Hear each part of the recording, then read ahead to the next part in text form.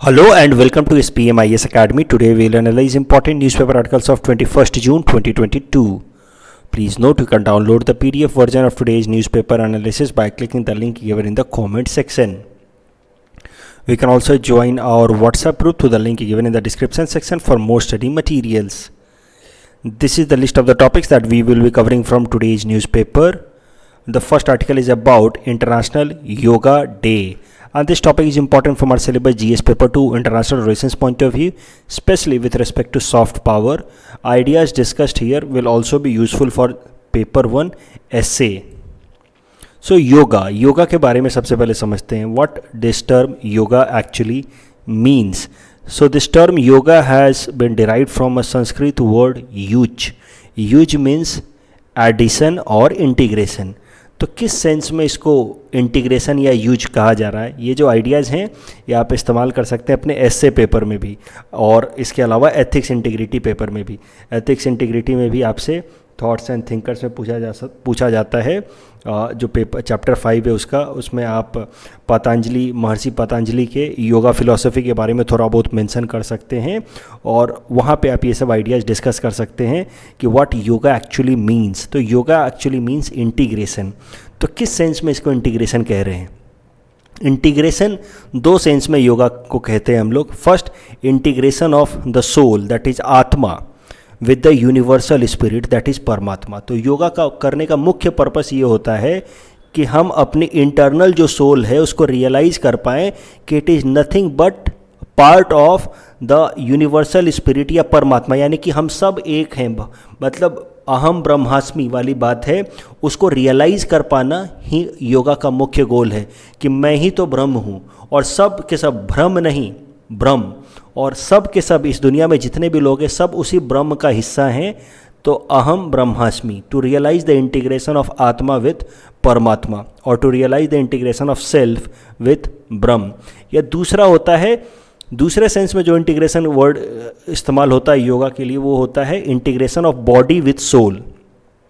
So when you practice yoga you tend to develop a kind of integration between your own physical aspect and intellectual aspect. और माना जाता है कि जब हम योगा करते हैं तो उसमें मुख्य जो फोकस होता है वो हमारी सांसों पे होता है. योगा का मुख्य गोल होता है अपनी ब्रीदिंग को कंट्रोल्ड तरीके से मैनेज करना. और जब हम अपने ब्रीदिंग को कंट्रोल्ड तरीके से मैनेज करते हैं तो वो जो ब्रीदिंग होती है that acts like a thread between our body and soul. जो हमारी बॉडी और सोल को वो ब्रीदिंग एक थ्रेड की तरह, एक धागे की तरह बांधती है, और उसी ब्रीदिंग पे जब हम फोकस करते हैं वही मुख्य गोल होता है योगा का. और इससे योगा जो है हमारी बॉडी और सोल को इंटीग्रेट कर पाता है. Yoga philosophy in Indian tradition was started by, as I said, Maharshi Patanjali about 5000 years ago. अब ये सब योगा के बारे में मैं क्यों बता रहा हूँ वो तो आप सब जानते ही होंगे. आज का दिन 21 जून इंटरनेशनल योगा डे की तरह मनाया जाता है. 2014 से ही इंटरनेशनल योगा डे की तरह इस दिन को हम मना रहे हैं. When it was declared by United nation general Assembly as international yoga Day, so this year was 8th Yoga Day. इसके लिए एक ड्राफ्ट रेजोल्यूशन पास किया गया था यूनाइटेड नेशन में, which got support of 177 nations, which is highest number of cosponsors for any united nation general assembly resolution. तो इतना ज़्यादा सपोर्ट और किसी रेजोल्यूशन के लिए आज तक नहीं मिला जितना इंटरनेशनल योगा डे बनाने के लिए सपोर्ट मिला था. And this is how we have been using और celebrating 21st June as international yoga day. The purpose of international yoga day is to create awareness across the world of benefits that can accrue after practicing yoga. आखिर 21 जून को ही क्यों international yoga day की तरह मनाया जाता है वो भी ज़रा समझते हैं. 21 जून हमारे प्रधानमंत्री नरेंद्र मोदी जी ने प्रपोज किया था 21 जून टू बी प्रैक्टिस्ड और celebrated as international yoga Day because it marks summer solstice in the northern hemisphere. Summer solstice I hope you must be remembering. यहाँ पे जो सन होता है वो ट्रॉपिक ऑफ कैंसर पे चला जाता है. तो इस कारण से we have the longest day of the year in the northern hemisphere, and likewise we have the shortest day of the year in the southern hemisphere. तो 21 June is the longest day. ये एक significance है 21 जून का. And this is how this day is considered to be auspicious in many cultures, specially Hindu culture. और इस दिन के खासियत को देखते हुए फिर 21 जून को ही इंटरनेशनल योगा डे की तरह सेलिब्रेट करने का हमने फैसला लिया. अभी इंटरनेशनल योगा डे को लेकर के हमने एक ऐसा लोगो भी बनाया है. इस लोगो का क्या सिग्निफिकेंस है वो भी आपको समझना चाहिए, प्रीलिम्स में आपसे पूछा जा सकता है. तो इस लोगो के अंदर अगर आप देखें तो this logo reflects harmony amongst different elements of universe which is essence of yoga. तो यूनिवर्स पंच तत्वों से बना है, तो उन पंच तत्वों के बीच में एक हारमनी दिखाई देने की कोशिश की गई है, दिखलाने की कोशिश की गई है विद द थीम और logo of international yoga day. For example, if you see the folded hand, ये है folded hand, it reflects the union of individual consciousness with universal consciousness. वही आत्मा और परमात्मा के इस इंटीग्रेशन को ये फोल्डेड हैंड से दिखाने की कोशिश की गई है. बॉडी और माइंड के इंटीग्रेशन को दिखाने की कोशिश की गई है विद दिस फोल्डेड हैंड्स. ये जो लीव्स हैं they symbolises earth, green leaves symbolises nature, while brown leave symbolises earth. तो ये ब्राउन लीफ अर्थ, ये green leaf nature. Blue colour represents water, brightness represents fire, and the sun symbolizes the source of energy and inspiration. तो ये है purpose, ये है meaning of the logo of international yoga day. अब अगर 2022 international yoga day की बात की जाए तो इसका थीम है योगा फॉर ह्यूमैनिटी. इस साल एक और इम्पॉर्टेंट चीज़ हो रही है इंटरनेशनल योगा डे से रिलेटेड, वो है गार्डियन योगा रिंग. तो गार्डियन योगा रिंग में क्या है कि दुनिया के 79 ऐसे कंट्रीज़ हैं जिन्होंने इंटरनेशनल योगा डे को सेलिब्रेट करने का फ़ैसला लिया है इन टैंडम. इन टैंडम का मतलब ये है कि जैसे जैसे यहाँ पे धूप खिलती जाएगी, सवेरा होता जाएगा, कंट्रीज़ योगा प्रैक्टिस करेंगे एकदम टैंडम में. तो सबसे पहले जैसे सवेरा यहाँ होगा तो यहाँ का कंट्री, ये जो कंट्रीज़ हैं वो योगा प्रैक्टिस करेंगे, फिर यहाँ तो यहाँ के लोग प्रैक्टिस करेंगे, फिर यहाँ, ऐसे ऐसे करते करते दुनिया के 79 countries they will be following और they will be practising yoga with coming up of sunlight. और इस तरीके से एक सर्कल बन जाएगा. सन जैसे अपेरेंटली मूव करता है ना, वैसे तो सन नहीं मूव करता, you all know it is the earth that rotates and revolves, but it appears कि sun is moving, so we can say कि sun has an apparent movement. तो सन के अपेरेंट मूवमेंट के बेसिस पे एक cycle जैसा या circle जैसा बन जाएगा. पहले यहाँ के कंट्री करेंगे, फिर ये कंट्री, फिर ये कंट्री, ऐसे करते करते जब सब योगा कर लेंगे और यहाँ का कंट्री जब योगा करेगा विथ सनलाइट, तो it will create a cycle which will known as guardian yoga ring. ये प्रपोज किया है हमारे प्रधानमंत्री जी ने, गार्डियन योगा रिंग, और अब इसको दुनिया के 79 कंट्रीज प्रैक्टिस करेंगे. This will be outcome of one sun one earth. तो there is just one sun and one earth, और इस तरीके से अर्थ के अलग अलग जगहों पे हम योगा करके will create a guardian yoga ring. So this guardian yoga ring is best example of India's soft power. जिन जिन देशों में ये गार्डियन योगा रिंग बनाने के लिए योगा प्रैक्टिस की जा रही है, इसका मतलब ये कि उन देशों में इंडिया का इन्फ्लुएंस, सॉफ्ट पावर बढ़ गया है. They are accepting India's yoga as one of the principal element of culture, and they show how they are, or they are willing to express ki how they are impressed with the culture of yoga. The next article is about Hong Kong crisis. This topic is important from our syllabus GS paper 2 international relations point of view. तो थोड़ा सा background समझ लेते हैं Hong Kong का. Hong Kong के पहले थोड़ी सी ज्योग्राफी देख लीजिए. ये देखिए, ये हांगकांग आप देख सकते हैं. It is partly associated with mainland China and it is partly in the form of islands. Island जैसे कि लैंताओ आइलैंड्स या फिर हांगकांग आइलैंड्स. तो हांगकांग का अपना एक मेनलैंड ही भी है जो मेनलैंड चाइना से एसोसिएटेड है. उसके अलावा इसके कुछ आइलैंड्स भी हैं. अगर आप हांगकांग की हिस्ट्री देखें तो ये जो हांगकांग है, this was a British territory from 1841 to 1997. In 1997 it was transferred from Britishers to China as an special administrative region. Special administrative region की तरह इसको ब्रिटिशर्स ने चाइना को ट्रांसफ़र कर दिया था. स्पेशल एडमिनिस्ट्रेटिव रीजन से क्या मतलब था उसका? ब्रिटिशर्स ने चाइना को हांगकांग इसी कंडीशन पे ट्रांसफ़र किया था कि Hong Kong will have separate political system, it will not subjected to communist political system that is followed by China.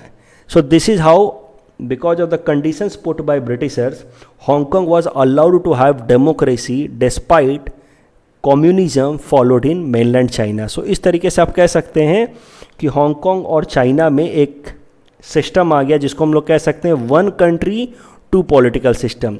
Though Hong Kong became part of China itself after 1997, yet Hong Kong followed a political system that was completely different from China. Hong Kong followed democracy while China, mainland China, followed communism. So as these conditions were accepted by China, the Chinese parliament, that is known as National People's Congress, passed a law with this regard known as Hong Kong law. Hong Kong law का जो article 1 है, तो जो Britishers ने conditions रखे, China ने उसको मान लिया और उसके हिसाब से चाइना ने एक हांगकांग लॉ पास किया. हांगकांग लॉ का आर्टिकल 1 कहता है कि Hong Kong is part of China, लेकिन उसका आर्टिकल 5 कहता है कि the socialist system of mainland China will not be practised on the Hong Kong. And article 12 provides a high degree of autonomy to Hong Kong in managing the political system. And this is how Hong Kong में we got a system which is known by the name one country but two system. One country two system. तो socialist model in mainland China while democracy in Hong Kong. ये system चल रहा था आराम से तब तक जब तक Xi Jinping did not came to power in China. Xi Jinping ठीक वैसे ही हैं जैसे डोनाल्ड ट्रंप यूएस के लिए थे, मतलब थोड़े खुराफाती टाइप. तो जो सेट स्ट्रक्चर्स हैं उसको डिसमेंटल करना इनकी हरकतें रही हैं. तो this has been done by Xi Jinping also. Things where this one country two system continued peacefully till 2012. लेकिन फिर Xi Jinping when he became president of China in 2012 he adopted a very high handed approach as far as leadership of China is concern. He became very aggressive and authoritarian. Some examples to prove Xi Jinping ki how aggressive and authoritarian leader he is. You can have many such examples. For example, he abolished 2-term limits of the president for China, and he somehow declared himself president for life. He has very aggressive posture for South China. से कुछ ही दिनों पहले मैं बात कर रहा था about 9 line. Sino India border पे भी टेंशन्स कितने बढ़ चुके हैं. डोकलाम कन्फ्लिक्ट हुआ था 2017 में, गलवान वैली कन्फ्लिक्ट हुआ था 2020 में. इसके पहले साइनो इंडिया बॉर्डर पे कोई कन्फ्लिक्ट हुआ नहीं था 1962 onwards. China under Xi Jinping has been following in circle India strategy, जिसको हम लोग स्ट्रिंग ऑफ पर्ल्स नोशन से जानते हैं. पिछले साल मैंने आपको बताया था wolf warrior diplomacy of China, where China is becoming a very aggressive country and projecting itself as a lone warrior across against so many other adversaries in the world, जिसको मैंने बताया था with the name wolf warrior diplomacy. and this is जितने भी ये जो आप देख रहे हैं अग्रेसिव पोस्चर हैं चाइना के, most of them are coming under Xi Jinping whose leadership style is quite authoritarian. और इसी अथॉरिटेरियन स्टैंड को आगे ले जाते हुए सी जिनपिंग ने जो वन कंट्री टू सिस्टम का जो मॉडल है विथ हांगकांग, उसको भी टिंकर करना शुरू किया है, डेमोक्रेसी ऑफ हांगकांग को थ्रेटेन करना शुरू किया है. So this has been the leadership style of Xi Jinping. और इसी कारण से हांगकांग के अंदर आप देखें तो जो मॉडल फॉलो हो रहा था one country two system, Hong Kong के अंदर जो डेमोक्रेसी फॉलो हो रही थी, वो धीरे धीरे सी जिनपिंग के टाइम में बदलती हुई दिख रही है. हुआ क्या है कि कम्युनिस्ट पार्टी ऑफ चाइना जो मेनलैंड चाइना है, उसने कुछ कंडीशंस लगा दी है हांगकांग के ऊपर कि हांगकांग में ठीक है डेमोक्रेसी प्रैक्टिस तो होगी, लेकिन जो लोग उस इलेक्शंस में खड़े होंगे for the post of president, these people will first of all be approved by the Communist Party of China. कि मान लीजिए कि 5 लोग इलेक्शन में खड़े हो रहे हैं हांगकांग के लिए, हांगकांग के प्रेसिडेंशियल पोस्ट के लिए, तो ये 5 नाम पहले communist party of China approve करेगा कि हाँ ठीक है, वी अग्री कि ये 5 लोग इलेक्शन में खड़े हों, तभी ये लोग इलेक्शन में खड़े हो सकते हैं. Don't you think it is directly violating the concept of democracy. By democracy का मतलब जो हर इंसान के पास पावर होना चाहिए और हर इंसान के पास एटलीस्ट थ्योरी में राइट्स होने चाहिए टू गेट और have political power to get into political processes. यहाँ पे आप कह रहे हैं कि भाई वही लोग इलेक्शन कंटेस्ट करेंगे जिसको communist party of China approve करेगी. So naturally under Xi Jinping China is trying to curb the democratic political system that prevails in Hong Kong. और इसी कारण से a widespread protest started in Hong Kong. लोग Hong Kong के protest करने लगे कि हम चाइना की ये दादागिरी नहीं सहेंगे, हम नहीं चाहते कि हमारा जो डेमोक्रेटिक मॉडल चेंज हो। चाइना का जो हांगकांग लॉ था, China is retracting on the Hong Kong law that it had promised. So इस कारण से हांगकांग के अंदर एक प्रोटेस्ट शुरू हो गया। उस प्रोटेस्ट का नाम है blossom everywhere protest. Blossom everywhere protest में people are protesting against the leadership of China. ऐसे देखिए सड़कों पे उतर रहे हैं कि भाई हम अपने देश में हांगकांग भले चाइना का हिस्सा होगा, yet we want one country two system and we do not want China to intervene into our internal democratic process. अब इन जो प्रोटेस्टर्स हैं उनके खिलाफ चाइना ने एक लॉ पास कर दिया है, national security law. National security law के हिसाब से ये जो लोग भी प्रोटेस्ट कर रहे हैं, they will be treated as terrorist, secessionist, and they will be met with harsh punishment. They may be transported to mainland China and they may be brought to justice. So naturally this is a kind of attack on democracy, this national security law, an attempt of China to intervene into the political processes or democracy of Hong Kong. इस कारण से पूरे दुनिया भर के अलग अलग देश क्रिटिसाइज कर रहे हैं। For example US, European Union, Australia have called national security law an attempt by China to interfere into democratic process as murder of democracy. India ने कोई फॉर्मल स्टेटमेंट रिलीज नहीं किया है। एक इसके पीछे कारण ये हो सकता है कि इंडिया शेयर से लॉन्ग बाउंड्री विद चाइना, और चाइना के खिलाफ कोई भी फॉर्मल क्रिटिसिज्म रिलीज करने का मतलब है कि possibility of rising tensions on the border which India does not want yet. तो इंडिया जो है वो कई सारे एक्सपर्ट्स कह रहे हैं कि इंडिया को इस तरह के इश्यूज़ को रेज करना चाहिए ताकि चाइना के ऊपर भी दबाव बने। But why India does not make any direct statement on Hong Kong? Because it may escalate border tensions. जिस तरह से हम हांगकांग का इशू उठा रहे हैं उस तरह से चाइना भी अलग अलग प्लेटफॉर्म्स पे कश्मीर के मुद्दे उठा सकता है। So why to take such risk. अभी करंट डेवलपमेंट क्या है? ये तो हो गया जो प्रोटेस्ट चल रहा है हांगकांग के अंदर, ये 1.5 साल से प्रोटेस्ट चल ही रहा है। अभी हाल फिलहाल में चाइना ने अपने हिस्ट्री के बुक्स में काफ़ी सारे बदलाव लाए हैं, इस कारण से आर्टिकल आया है। और उस हिस्ट्री के बुक्स में बदलाव ला करके चाइना ने ये लिखना शुरू कर दिया है कि Hong Kong was never a British territory. Hong Kong हो गया, या यहाँ पे एक छोटा सा पार्ट है मकाऊ जो पोर्टुगीज़ टेरिटरी था, और ये हांगकांग ब्रिटिश टेरिटरी था। अब चाइना अपने हिस्ट्री के बुक में लिखना शुरू कर दिया उसने कि this Hong Kong and Macau they are never British और Portuguese territory, they are always part of China. थोड़े बहुत फॉरेन पावर्स आए थे, कुछ टाइम के लिए उन्होंने अक्वायर किया था, but overall the sovereignty of China continued over Hong Kong and Macau. ये जो नया चेंज ला रही है चाइनीज़ सरकार हिस्ट्री बुक्स में, this is a kind of new regimes और new truth, new you may say create new history that is being created by China with a goal of increasing the grip of mainland China over Hong Kong। तो ये धीरे धीरे history बदलेंगे, 5-6 सालों बाद बोलेंगे कि हांगकांग तो कभी अलग था ही नहीं, तो why one country two system, and that is why Hong Kong should be completely subsumed with China and there should be just one country one system. Same will happen with Macau. अभी तक Hong Kong और मकाऊ वैसे तो हैं China का हिस्सा, but both of them enjoy a lot of autonomy as far as their political system is concern. इस topic के बेसिस पे प्रीलिम्स प्रैक्टिस क्वेश्चन हमने आपको दे रखा है। Please attempt this question and you can submit the answer in the comment section. The next article is about ban on single use plastics. This topic is important from our syllabus GS paper 3 environment point of view.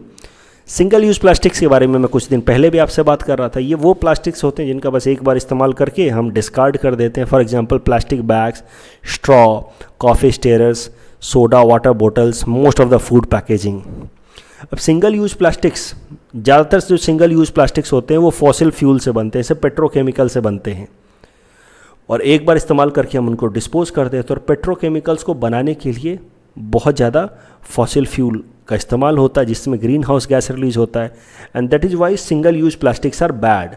Single use plastic से क्या क्या नुकसान हो सकते हैं? एक तो plastic waste बहुत ज़्यादा हो रहा है because of single use plastic. कुछ ऐसा प्लास्टिक है जिसको मल्टीपल टाइम इस्तेमाल कर रहे हैं तो उससे वेस्ट उतना नहीं होगा, बट सिंगल यूज़ प्लास्टिक एक बार इस्तेमाल किया आपने डिस्कार्ड कर दिया, so it is bad. And single use plastic का सबसे ज़्यादा निगेटिव इम्पैक्ट पता है मरीन पॉल्यूशन पे।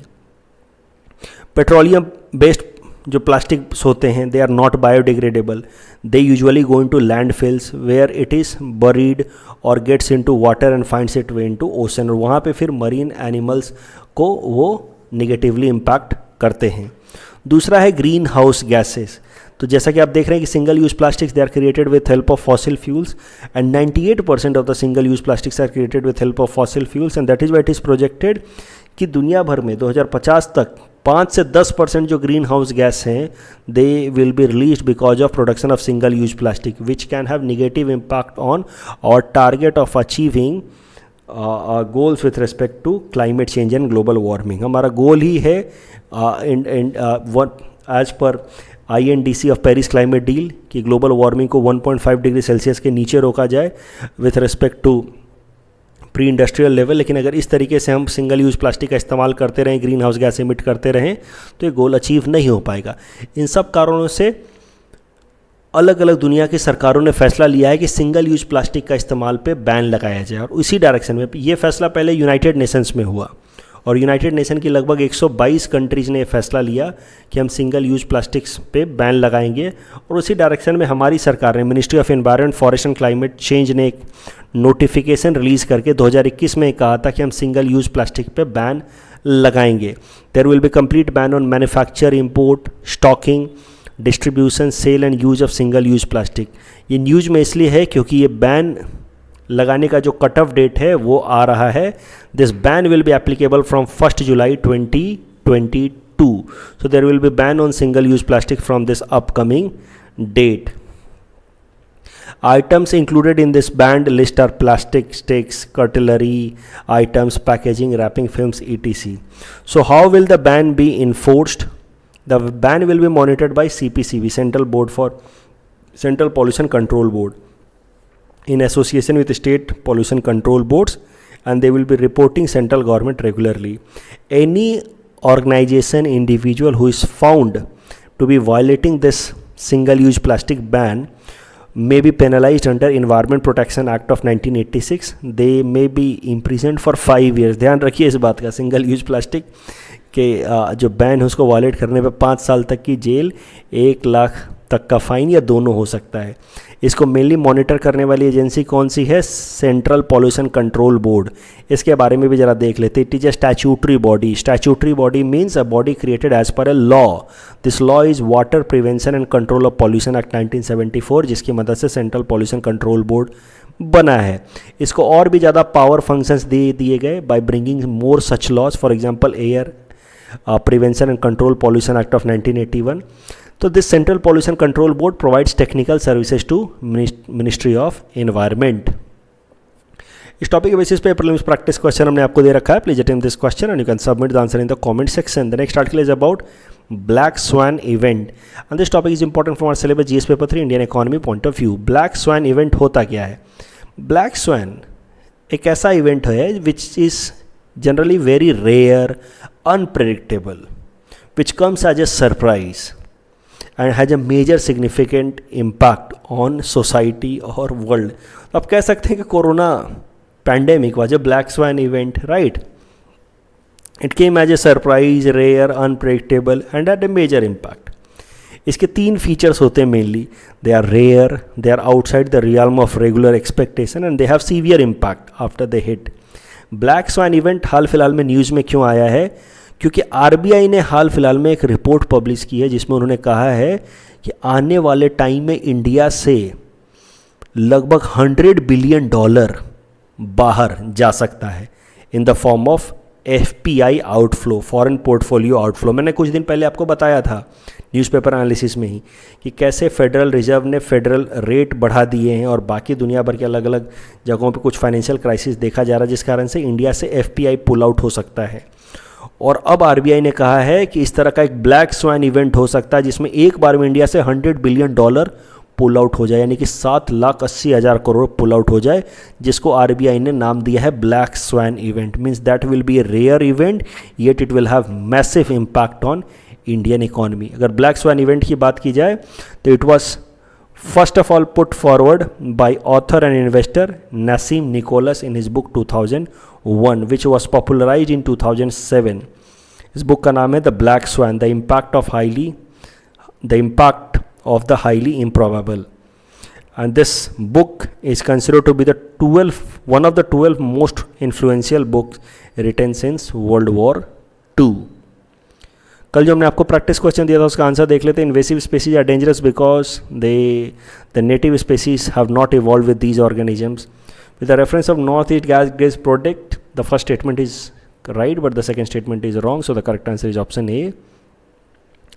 And who among the following got Rabba Award of 2022? It's Chandrakamal Gogoi and Sarodi Saikia, so the correct answer is option B. That's all from our side for today. Thanks for watching.